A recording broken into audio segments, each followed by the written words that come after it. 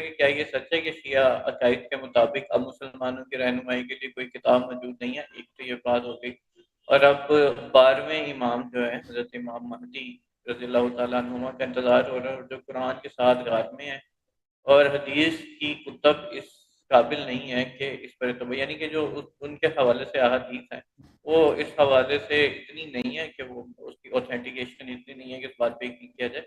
یہ ایک سوال تھا، لیکن اس کے ضمن میں جو جواب تھا نا شہنشاہ نقوی صاحب کا، وہ بڑا امپورٹنٹ تھا۔ انہوں نے کہا کہ یہ جو بات ہے نا غار میں، اور یعنی کہ وہ حالت غیبت میں ہے، یہ ایک مس انٹرپریٹیشن ہے اہل تشیع مکتبہ فکر کی۔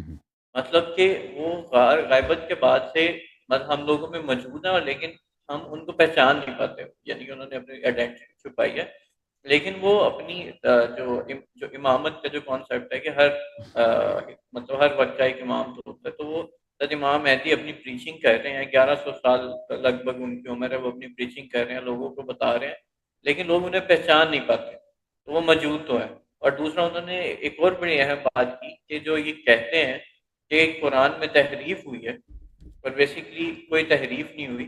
ہمارے پاس بھی وہ تاج کمپنی کا قرآن ہے جو پوری دنیا میں ہے، وہ بالکل منوعن ٹھیک ہے۔ اور جو بات کی جا رہی تھی کہ حضرت علی کیا لکھ رہے تھے، تو وہ تفسیر قرآن ہے، وہ تفسیر جو آپ صلی اللہ علیہ وسلم نے حضرت علی کو بتائی تھی، اور حضرت امام مہدی رضی اللہ تعالیٰ عنہما بھی وہی تفسیر لے کر آئیں گے جو حضرت علی نے لکھی تھی اور جو اس وقت نہیں لی گئی۔ تو وہ قرآن نہیں ہے، وہ تفسیر قرآن ہے۔ یہ بات انہوں نے کہی کہ مس انٹرپریٹ کیا جاتا ہے اس بات کو کہ قرآن میں تحریف ہے اور قرآن آئے گا، وہ قرآن نہیں آئے گا، وہ تحریف یعنی کہ تفسیر قرآن آئے گا۔ جی اب آپ بات شہنشاہ صاحب کی کچھ باتوں سے میں اگری کرتا ہوں۔ انہوں نے جو امام عصر علیہ السلام کے متعلق فرمایا کہ وہ غار میں نہیں، یہ جو جماعت کہتے ہیں نا غار میں، وہ نبی صلی اللہ علیہ وسلم غار میں چھپ گئے تھے، ان کو پتہ ہونا چاہیے۔ کوئی شیعہ حدیث نہیں ہے کہ امام علیہ السلام غار میں چھپے تھے یا چھپے ہیں۔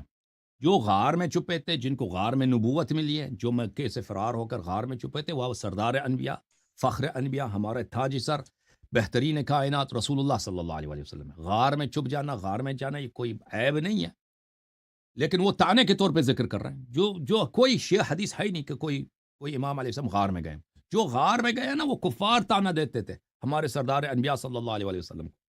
تو یہ کفار کے نقش قلم پہ چل کے یہ بٹی صاحب یہ ان شیعوں کے لیے کوئی تان بنا رہے ہیں جو سرے ہی سے جھوٹ ہے۔ حضرت امام عصر علیہ السلام کی غیبت کے متعلق امام جعفر صادق علیہ السلام نے فرمایا کہ اللہ تعالیٰ نے حضرت خضر علیہ السلام کو اس لیے زندہ رکھا ہے، حضرت عیسیٰ علیہ السلام کو اس لیے زندہ رکھا ہے تاکہ کوئی تعجب نہ کرے، کہ کوئی بھی مسلمان ہو تو یہ تعجب نہ کرے کہ اگر 12ویں امام کو دیکھیں کہ 12ویں امام کی عمر طویل ہے، تو یہ اس کے لیے ایک امپاسبل چیز نہ ہو، کیونکہ اللہ تعالیٰ نے ان سے پہلے امام عصر علیہ السلام سے پہلے عیسیٰ ابن مریم علیہ السلام، جن کی ولادت کو 2000 سال سے زیادہ ہو چکی ہے، وہ ابھی زندہ ہے۔ اگر اللہ تعالیٰ ان کو زندہ رکھ سکتا ہے، اور پتہ نہیں ابھی آگے کتنے مزید سال زندہ رہیں گے، تو ان سے اگر کم عمر امام عصر علیہ السلام طویل زندگی اللہ دے، ان سے کوئی کسی کو تعجب نہ ہو۔ اور حضرت خضر علیہ السلام نہ ان کی کوئی شریعت ہے، نہ کوئی ان کی امت ہے، نہ وہ کسی کو راستہ دکھاتے ہیں، تبلیغ کرتے ہیں، کچھ بھی نہیں کرتے۔ تو وجہ کیا ہے؟ امام جعفر صادق علیہ السلام، ائمہ علیہ السلام نے فرمایا اس کی وجہ یہی ہے کہ ایک حجت ہو لوگوں کے لیے، کہ اگر امام عصر علیہ السلام ایک زمانے میں غیبت میں ہوں، طویل عرصے تک غیبت میں ہوں، تو کوئی کسی کے لیے اس کو ماننے کے لیے مشکل نہ ہو، اگر بشرطے کہ وہ قرآن کو مانتا ہو، نبی صلی اللہ علیہ وآلہ وسلم کو مانتا ہو۔ تو یہ جو طول عمر ہے یا غیبت ہے، پہلے اگر کوئی اس کا مذاق اڑاتا ہے، کوئی اس کو امپاسبل قرار دیتا ہے، تو پھر وہ اللہ کا منکر ہے، قرآن کا منکر ہے، کیونکہ موت اور زندگی اللہ کے ہاتھ میں۔ اللہ نے حضرت نوح علیہ السلام کو 1500 سال کتنا عمر دیا ہے، حضرت عیسیٰ ابن مریم علیہ السلام کو 2000 سال، حضرت خضر علیہ السلام کو ہزاروں سال سے وہ زندہ ہے۔ موسیٰ علیہ السلام 3200 سال پہلے آئے تھے، ٹھیک ہے نا، یا 3400 سال پہلے، اس زمانے میں وہ تھے، نہ کہ خضر علیہ السلام موسیٰ کے زمانے میں پیدا ہوئے تھے، اس سے پہلے وہ کئی سو سال سے زندہ تھے، ٹھیک ہے نا، ابھی تک زندہ ہے۔ اور اسی طرح حضرت الیاس علیہ السلام، بات ان کی بالکل بجا ہے، صحیح ہے۔ علامہ شہنشاہ صاحب کا تعریف قرآن کے متعلق جو انہوں نے بٹی صاحب نے کہا ہے کہ شیعوں کا عقیدہ یہ ہے کہ کوئی قرآن نہیں ہے، تو سب شیعوں کا عقیدہ یہی ہے کہ جو موجودہ قرآن ہے یہ سب اللہ کا کلام ہے، اور یہ سب حجت ہے، اور اس کو پڑھنا عبادت ہے، اس پہ عمل کرنا فریضہ ہے۔ تو یہ کہنا کہ کوئی کتاب نہیں ہے، یہ ایک بکواس ہے۔ ٹھیک ہے نا. البتہ یہ بات کہ کیا یہ قرآن اس میں آیات کھو گئے ہیں، اس میں کچھ آیات ناقص ہیں یا یہ کامل ہے، یہ ایک مسئلہ ہے جو اختلافی ہے، ایک مسئلہ اختلافی ہے. اس مسئلے پر دیکھیں، ایک تو جمہور کا عقیدہ ہے جو شیعوں کا عقیدہ ہے، اور اہل سنت کا عقیدہ ہے. اہل سنت بھی یہ کہتے ہیں کہ قرآن میں سے کچھ کوئی نہیں کھویا گیا، کوئی چیز نقصان نہیں ہے. ٹھیک ہے نا. وہ اگر احادیث دکھائیں، ان کے پاس جو احادیث ہیں کہ قرآن میں نقصان ہے، بہت زیادہ احادیث، ہم سے زیادہ تو ان کے پاس احادیث ہیں. شہنشاہ صاحب نے اس مسئلے پہ بھی انہوں نے اس مسئلے کو نوٹ کیا تھا کہ ان کے پاس بھی احادیث ہیں، تو وہ اس کی کسی طرح توجیہ کریں ویل گے. لیفٹ انہوں نے ویل لیفٹ کر کے تو انہوں نے کہا دیکھیں حدیث آپ کی کتب میں بھی ہے اس بارے میں، اگر ہمارے پہ ہے تو، لیکن ہم اس معاملے پہ نہیں جاتے.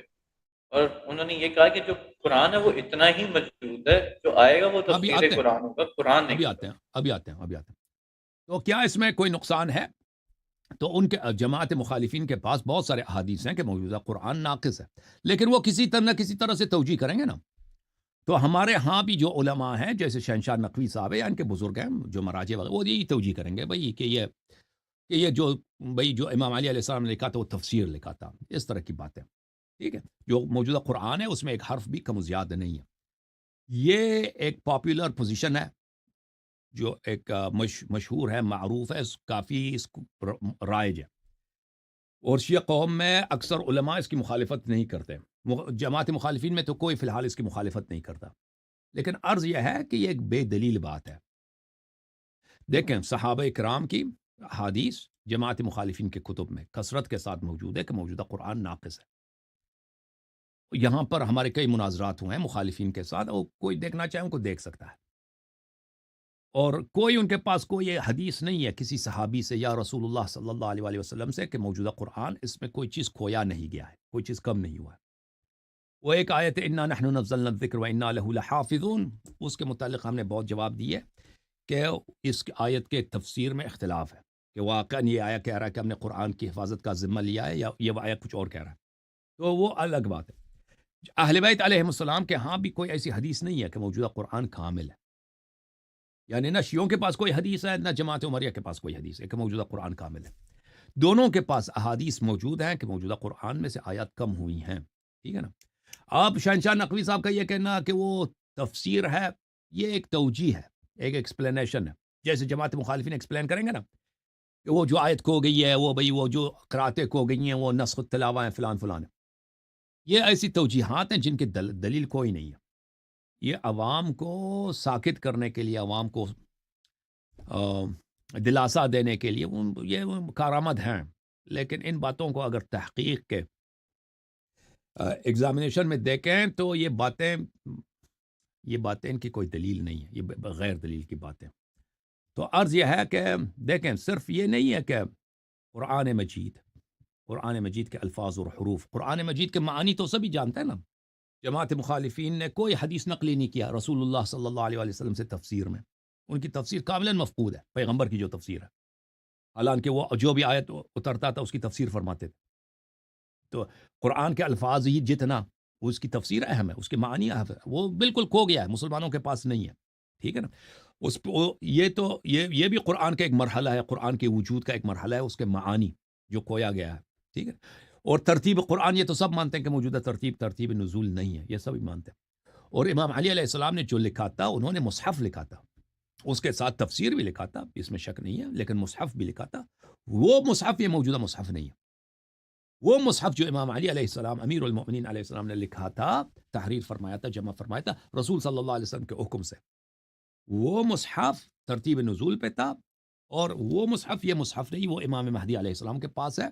ٹھیک ہے نا.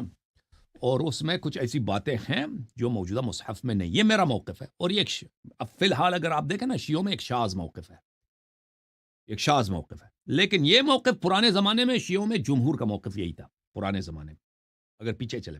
اور اہل بیت علیہ السلام کا بھی یہ موقف ہے. لیکن فی الحال شیعہ علماء کا ایک اور موقف ہے جس کی کوئی دلیل نہیں. جی سر مزید جوم جاؤ، پرواز کرو، کیوں فخر سے سر اٹھا، کیونکہ اللہ تعالیٰ نے تمہیں انتخاب کیا. صراط حق پر صرف تم ہو، صراط ایمان پر صرف شیعہ، کیونکہ اللہ تعالیٰ نے تمہیں انتخاب کیا. صراط حق پر صرف تم ہو، صراط ایمان پر صرف